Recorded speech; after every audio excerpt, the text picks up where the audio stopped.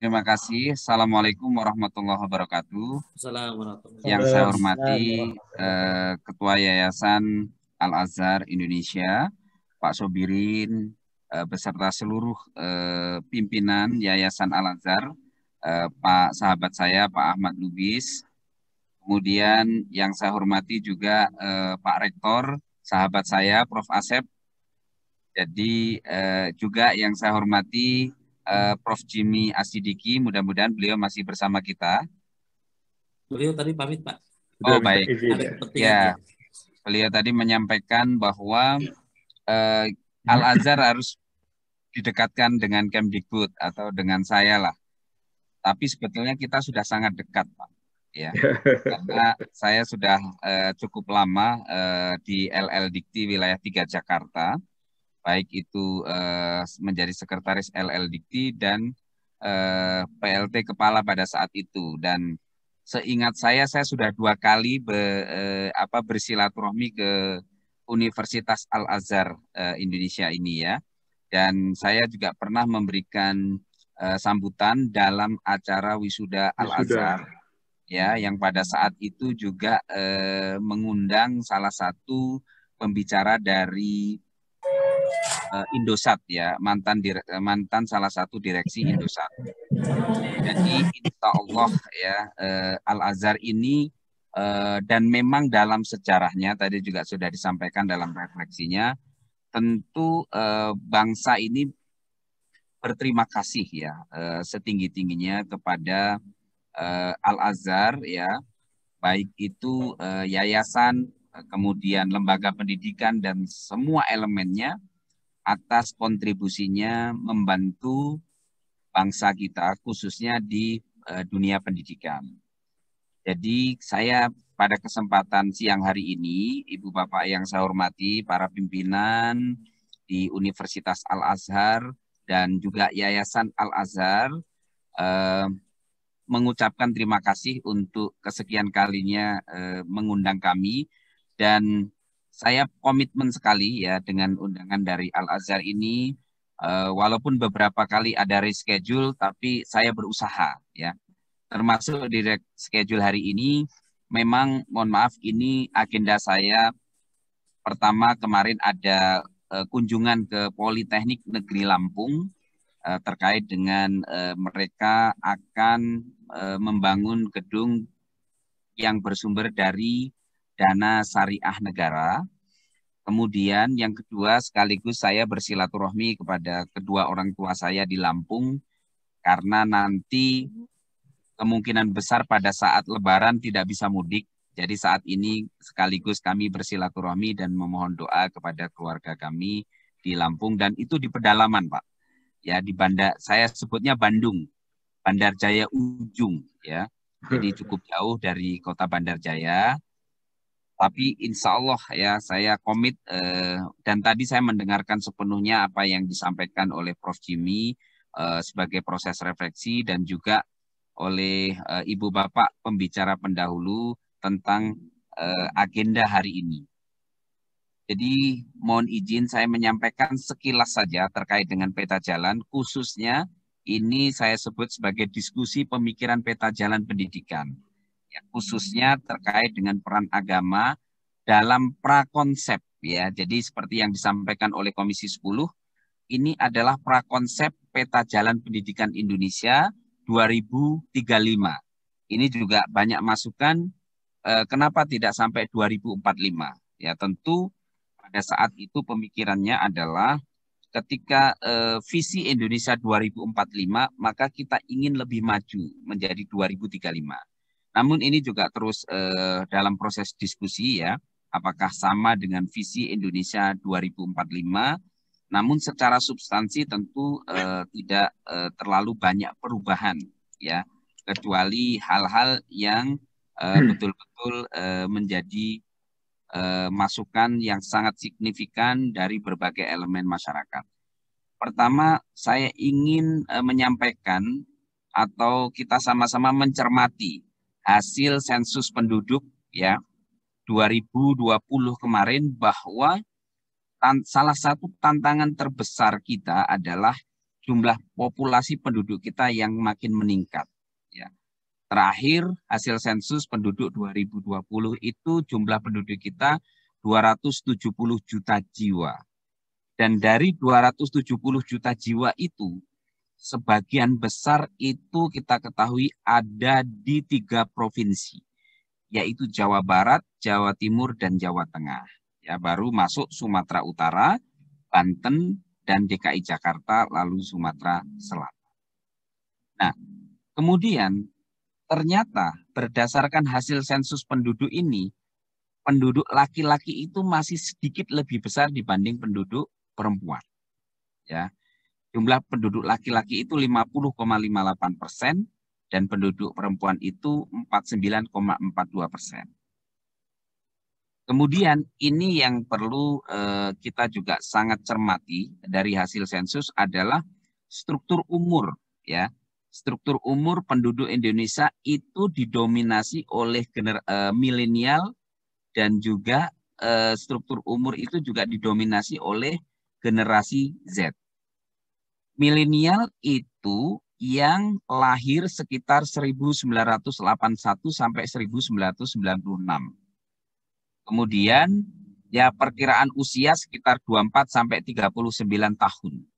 Ya saya ini dekat-dekat milenial, Pak, ya. Tapi sebetulnya sudah masuknya itu generasi X, ya. Generasi X tapi sudah mepet kepada milenial. Nah, kemudian postur atau struktur umur penduduk yang terbesar yang selanjutnya adalah generasi Z, yaitu usia yang lahir 1997 sampai 2012 kemarin. Ya. Jadi kisaran usianya 8 sampai 23 tahun. Kenapa ini saya tekankan? Karena konteks dan konten pendidikan ini akan banyak dinyam ya oleh generasi Z dan generasi milenial ini. Ya. Tentu generasi post Gen Z juga demikian, ya, yang 2013 sekian.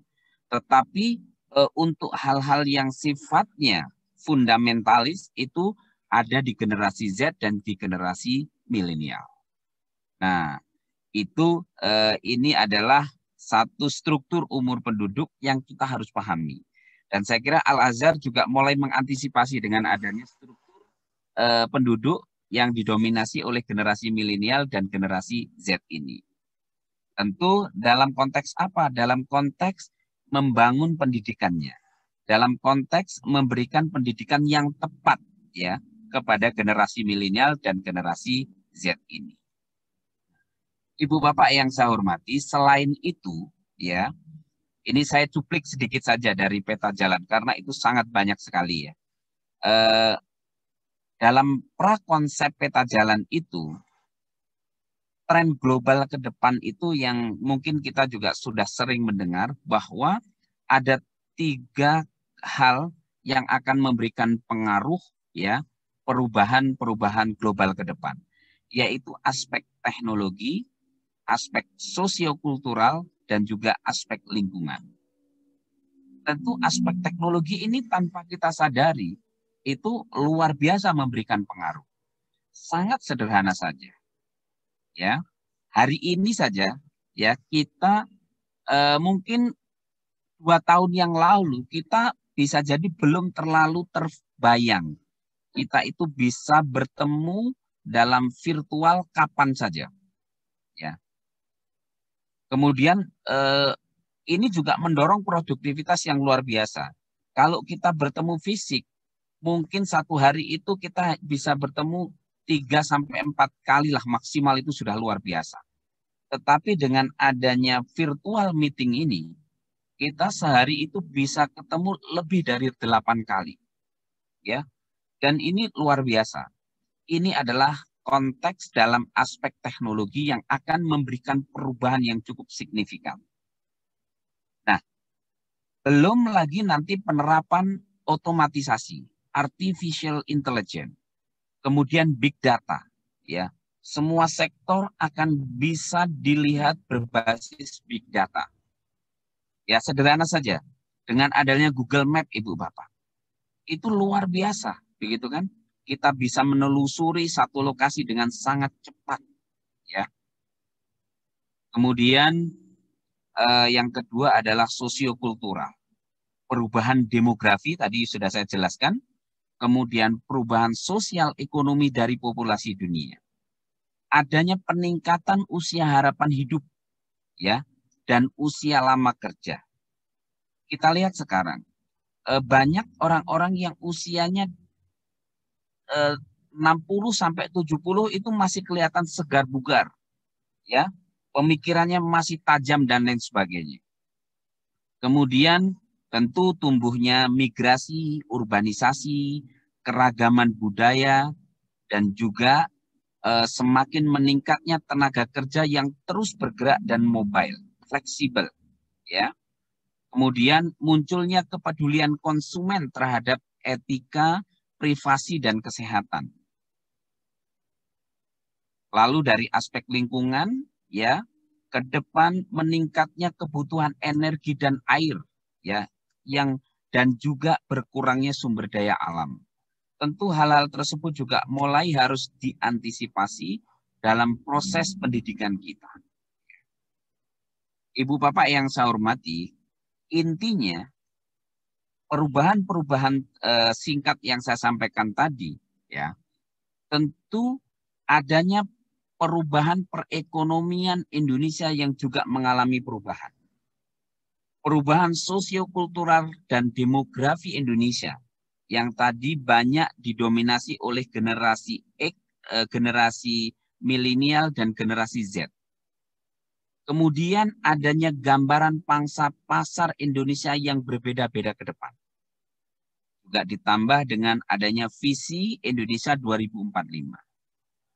Ini tentu memberikan pertanyaan yang besar, bagaimana seharusnya pendidikan Indonesia itu menyesuaikan, supaya ini bisa lebih agile, lebih lincah, supaya lebih bisa memberikan alternatif, ya, model pendidikan yang terbaik, ya. Nah, itulah yang tentu perlu kita carikan solusinya bersama, ya, sesambil terus kita melakukan proses pendidikan yang sekarang berjalan.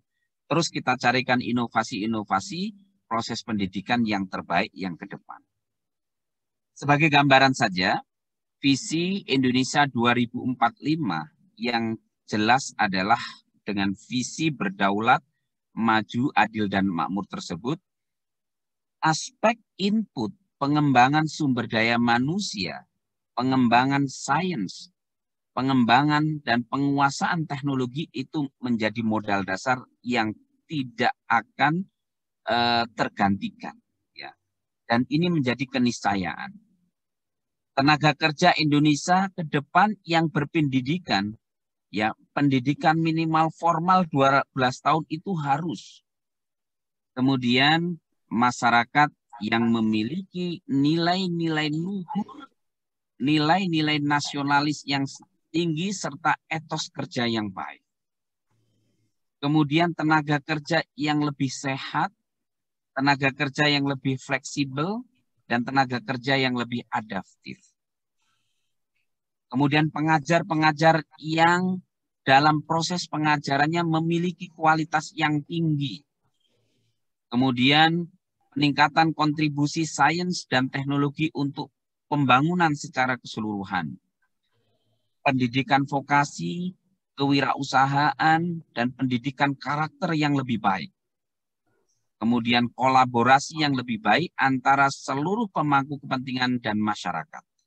Ini menjadi modal faktor input, ya, yang bisa mendorong visi Indonesia 2045. Nah, Ibu Bapak yang saya hormati, tentu elemen-elemen pendidikan yang berperan penting guna menciptakan masyarakat maju, ya, guna menciptakan masyarakat yang diharapkan sesuai dengan visi Indonesia 2045, antara lain adalah bagaimana tingginya angka partisipasi dalam pendidikan itu sendiri, kemudian distribusi kualitas pendidikan yang merata di seluruh jenjang. Ini tentu menjadi keharusan, ya. Jadi dua hal yang sangat pokok. Yang pertama adalah tingginya angka partisipasi siswa, ya. Orang sadar untuk ingin mengenyam pendidikan. Yang kedua adalah distribusi kualitas pendidikan yang merata dan inklusif. Lalu juga tentu bagaimana hasil pembelajaran yang berkualitas. Inilah yang kemudian terdorong ya menjadi satu falsafah yang selalu kita ingat dan kita dengungkan adalah belajar di sepanjang hayat. Ya, jadi tolabul ilmi ya minal mahdi ilal lahdi tersebut. Ya, baik itu pendidikan formal, pendidikan informal atau pendidikan non formal. Nah, inilah modal dasar untuk masyarakat yang maju yang didasari dengan kompetensi yang tinggi dan juga masyarakat yang akan sejahtera, masyarakat Indonesia tentunya. Nah, Ibu Bapak yang saya hormati, oleh karena itu sedikit ya dalam cuplikan draft peta atau prakonsep peta jalan pendidikan Indonesia ini yang sebelumnya banyak ada polemik. Namun kami tegaskan bahwa peta jalan pendidikan itu sebenarnya diinisiasi utamanya adalah oleh Komisi 10 yang meminta Kementerian Pendidikan dan Kebudayaan untuk menyusun semacam blueprint atau ya banyak istilah ya, ada blueprint, kemudian peta jalan atau roadmap ya, yang bisa menggambarkan ke depan itu arah pendidikan kita kemana. Ya meskipun dokumen rencana strategis juga sudah kita susun ya, kemudian dokumen-dokumen sekarang juga kita sedang proses untuk amandemen undang-undang tentang sistem pendidikan nasional. Ya, tentu itu secara formal yang ingin kita utamakan. Tetapi dalam konteks konsep peta jalan pendidikan Indonesia 2045 ke depan, yang jelas visi pendidikan 2035 ke depan itu diintegrasikan ke dalam satu profil pelajar sepanjang hayat yang memiliki kompetensi global dan berperilaku sesuai dengan nilai-nilai Pancasila. Yang kalau dirangkum adalah pelajar Pancasila. Dan elemen pertama perlu kami tegaskan, elemen pertama adalah beriman, bertakwa kepada Tuhan Yang Maha Esa dan berakhlak mulia. Elemen yang kedua, mandiri, kemudian bernalar kritis, berkebinekaan global, bergotong royong, dan kreatif. Nah ini beriman, bertakwa kepada Tuhan Yang Maha Esa dan berakhlak mulia ini adalah menjadi fondasi dasar. Nah mungkin banyak polemik namanya prakonsep. Jadi awal-awal dulu itu mungkin masih dalam proses diskusi awal ketika bulan sampai dengan Mei 2020. Tapi terus berkembang sampai Juni itu sudah keluar konsep ini sebetulnya Ibu Bapak. Ya, di mana fondasi utama adalah beriman, bertakwa kepada Tuhan Yang Maha Esa dan berakhlak mulia. Itu sebagai elemen pelajar Pancasila yang ingin didorong ya oleh seluruh elemen pendidikan kita. Ya, baik itu pemerintah, dalam hal ini Kementerian Pendidikan dan Kebudayaan, pemerintah daerah, dan juga partisipasi ibu bapak semua. Kemudian yang kedua, di dalam prakonsep peta jalan itu juga kita selalu mengedepankan apa yang menjadi arahan ya tokoh pendidikan kita ya, yaitu Ki Hajar Dewantoro. Di mana konsep Merdeka Belajar itu dimunculkan. Karena sebetulnya itu adalah kerangka pikiran untuk menjadikan anak Indonesia menjadi insan yang merdeka batinnya, merdeka pikirannya, dan merdeka raga dan tenaganya. Artinya apa? Itu siswa akan lebih mandiri menghayati proses pembelajaran berkarakter, ya, pemahaman dan pengetahuannya, siswa akan lebih menghayati secara mandiri. Kemudian siswa sebagai warga negara yang demokratis, bertanggung jawab, dan siswa sebagai insan agama yang beriman dan bertakwa kepada Tuhan Yang Maha Esa. Lalu guru itu bisa lebih bebas memaksimalkan proses pembelajaran guna mencapai tujuan dengan tetap dalam kaidah kurikulum. Nah, penghayatan filosofisnya tentu sama-sama kita tahu adalah engar sosung tulodo, eng madyo mangunkarso, dan tutpuri handayan. Ketika di depan itu memberikan keteladanan, ketika di tengah-tengah itu membakar semangat ya untuk bersama-sama bekerja, kemudian ketika di belakang itu memberikan dorongan dan memberikan dukungan yang penuh ya kepada siswa kita, kepada insan pendidikan. Jadi jelas sekali Ibu Bapak ya, dua hal tadi ya, konteks beriman bertakwa kepada Tuhan Yang Maha Esa itu sama sekali tidak hilang di dalam prakonsep peta jalan pendidikan. Bahkan kita tekankan ada unsur berakhlak mulia ya, akhlakul kalimah ya.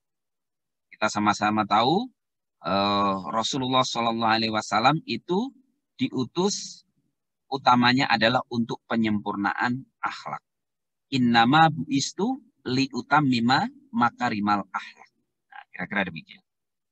Ibu Bapak yang saya hormati, kemudian dalam konteks lebih implementatif, Merdeka Belajar itu concernnya adalah ingin menghasilkan pendidikan yang berkualitas bagi seluruh rakyat Indonesia. Tentu ini tidak bisa pemerintah itu berjalan sendiri. Membutuhkan peran serta keluarga, guru, dosen, institusi pendidikan, dunia usaha, dunia industri, dan masyarakat, termasuk Yayasan Al-Azhar ya, sebagai elemen masyarakat. Tentu ini tidak pernah terlupakan sumbangsihnya. Dan dalam catatan sejarah tentu ya bersama dengan berbagai organisasi profesi yang lain, organisasi-organisasi yang lain itu bersama-sama ikut membawa atau ikut membangun kawah candra di muka untuk pendidikan anak-anak kita ya. Nah, Ibu Bapak yang saya hormati, tentu proses ataupun untuk menghasilkan pendidikan yang berkualitas bagi seluruh rakyat Indonesia ini ada dua makna. Yang pertama adalah pendidikannya berkualitas dan juga pendidikannya itu dinikmati oleh seluruh rakyat Indonesia. Distribusinya merata, baik secara geografis maupun secara status sosial. Yang miskin, yang kaya itu mendapat kesempatan yang sama.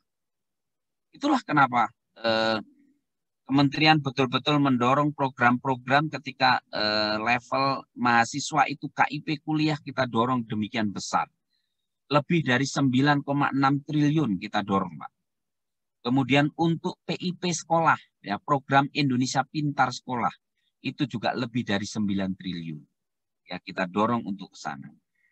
Kemudian melalui dana transfer, ya dana alokasi khusus, insentif ataupun tunjangan profesi guru-guru PNS daerah itu juga disupport oleh pemerintah pusat. Kemudian untuk yang swasta, ya baik itu dosen maupun mahasiswa maupun guru, tunjangan profesinya juga diberikan oleh pemerintah. Karena apa? Karena ingin menciptakan ekosistem supaya bisa menghasilkan pendidikan yang berkualitas.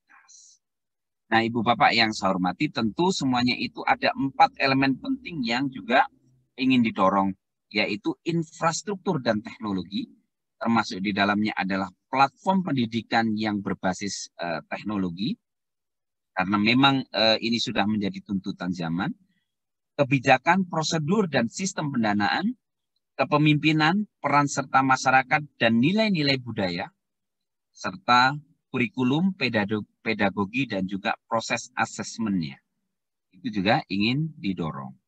Nah, Ibu Bapak yang saya hormati, strategi utama Merdeka Belajar itu intinya adalah kalau semula itu belajar itu sebagai kewajiban, dalam konsep Merdeka Belajar ingin didorong ya menerapkan kolaborasi dan pembinaan antar sekolah. Sekolah itu bergerak ya, sekolah penggerak itu sebagai program pembelajaran sebaya, pengelolaan administratif secara baik ya dan bersama, kemudian pendidikan informal yang berbasis nilai. Nah, tentu dengan strategi itu diharapkan bisa menjadi belajar itu menjadi sebuah pengalaman yang menyenangkan. Lalu saya contohkan yang kedua. Semula kalau guru itu sebagai penyampai informasi atau pengetahuan, monolog. Nah, harapan ke depan itu guru itu sebagai fasilitator dan motivator dalam kegiatan belajar. Ya tentu masa kini dan masa depan. Nah, ini tentu perlu strategi bagaimana meningkatkan kualitas guru dan kepala sekolah, kemudian membangun platform pendidikan nasional yang berbasis teknologi, juga memperbaiki kurikulum nasional, pedagogi, dan juga sistem penilaian. Di mana sistem penilaian yang tidak menghukum, tetapi sistem penilaian yang lebih kepada memberikan rapor kepada institusi pendidikan untuk sebagai alat ukur sejauh mana kesuksesannya dalam mengelola proses pendidikan tersebut. Mulai dari kompetensinya, baik itu dalam konteks literasi, numerasi, maupun dalam konteks karakter siswanya, ya, akhlakul karimah tadi. Kemudian yang ketiga, bagaimana mewujudkan lingkungan yang kondusif dalam proses pembelajaran tersebut. Tidak ada proses bullying, ya. Jadi perundungan itu sudah hilang. Kemudian anti kekerasan seksual, ya, itu betul-betul kekerasan seksual hilang. Kemudian intoleransi itu juga hilang. Kemudian narkoba itu juga hilang. Nah, itu tentu bagian dari lingkungan belajar yang kondusif. Nah, Ibu Bapak yang saya hormati, tentu Kemendikbud juga terus mendorong kolaborasi dengan pemerintah daerah untuk memastikan distribusi yang merata proses pendidikan itu di seluruh jenjang, ya. Nah, kemudian terakhir saya ingin tegaskan kembali pentingnya agama dan Pancasila dalam peta jalan pendidikan Indonesia. Ibu Bapak yang saya hormati, status dokumen prakonsep peta jalan itu, ya, tentu ini masih dalam bentuk prakonsep yang terus disempurnakan dan tentu masih menerima berbagai masukan dan kritik dari berbagai elemen yang peduli tentang pendidikan kita. Termasuk kemarin kita mendapatkan tabayun dari MUI, saya mendampingi Mas Menteri, itu jelas sekali dengan yang saya sampaikan di atas tadi, bahwa nilai-nilai beriman, bertakwa kepada Tuhan Yang Maha Esa dan akhlak mulia itu menjadi fondasi, maka itu sejalan sekali dengan MUI. Kemudian Kemendikbud sejatinya dalam prosesnya itu juga sudah bertemu dengan lebih dari 60 pemangku kepentingan.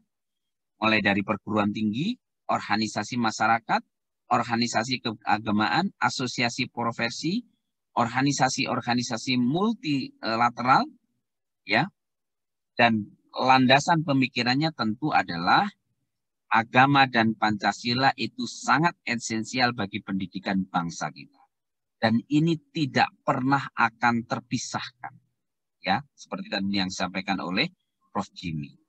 Jadi peran agama dalam konteks pendidikan kita itu akan terus ya ada di dalam sepanjang hayat ya dan sepanjang kehidupan umat manusia ini. Kemudian Kemendikbud ini juga kembali kita tegaskan juga tidak pernah berencana, punya rencana saja tidak, untuk menghilangkan pelajaran agama. Agama merupakan bagian terpenting dan esensial dari pengembangan SDM yang unggul, yang bersifat holistik dan tidak terfokus pada kemampuan kognitif saja. Namun demikian, berbagai masukan dan lain sebagainya, karena perlu proses tabayun, perlu proses penjelasan, Kemendikbud tentu tetap mengapresiasi yang setinggi-tingginya atas berbagai masukan dan atensi berbagai kalangan terkait dengan kalau memang penambahan frase atau kata agama itu harus secara eksplisit, tentu ini akan kita tidak relaktan, ya. Kita tidak